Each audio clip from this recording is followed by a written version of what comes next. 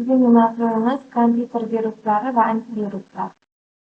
Ushbu taqdimotda kompyuter viruslarining turlari, ulardan himoyalanish usullari va mashhur antivirus dasturlarini o'rnatish hamda yangilash jarayonlarini batafsil ko'rsatib chiqamiz. Qani ketdik. Hop, birinchisi, kompyuter viruslari nima? Oldin shu savolga javob beramiz. Kompyuter virusi bu kompyuter tizimiga zarar yetkazish, ma'lumotlarni o'g'irlash yoki buzish uchun mo'ljallangan zararli dastur hisoblanadi. Ular kompyuterning ishlashini sekinlashtirib, fayllarni shikastlashi yoki hatto tizimni butunlay ishdan chiqarishi mumkin. Viruslar ko'pincha elektron pochta, zararli veb-saytlar yoki USB fleshkalar orqali tarqaladi. Ular shaxsiy ma'lumotlarni o'g'irlashi, bank hisob varaqalariga kirishi yoki fayllarni shifrlashi ham mumkin.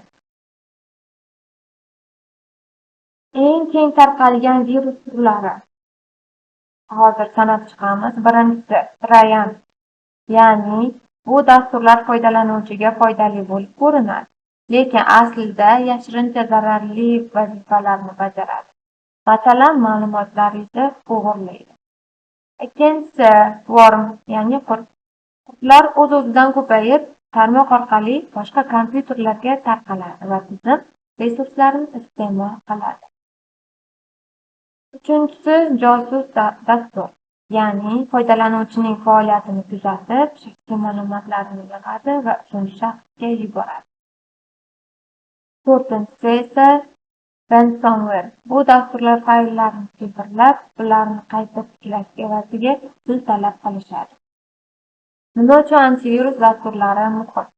Antivirus dasturlari kompyuteringizni turli xil zararli dasturlardan himoya qilish uchun zarur vosita.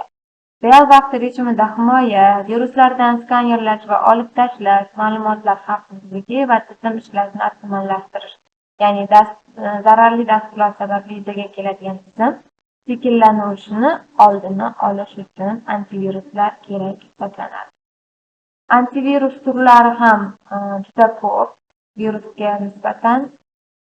Ya'ni mayda keltirib o'tganmiz, Norton, Expert, Norton Every, mana anchagina antivirus turlarimiz bor.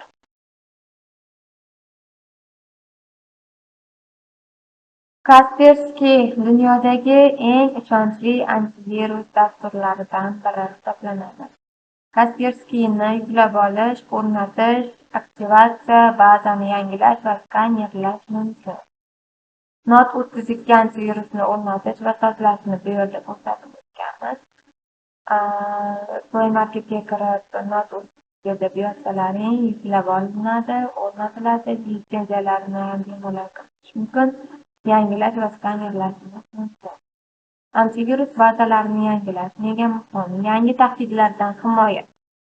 Antivirus bazalarini muntazam yangilab turish juda muhim hisoblanadi.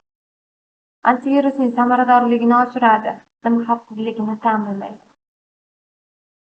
Aksariyat antivirus dasturlari avtomatik yangilash funksiyasiga ega.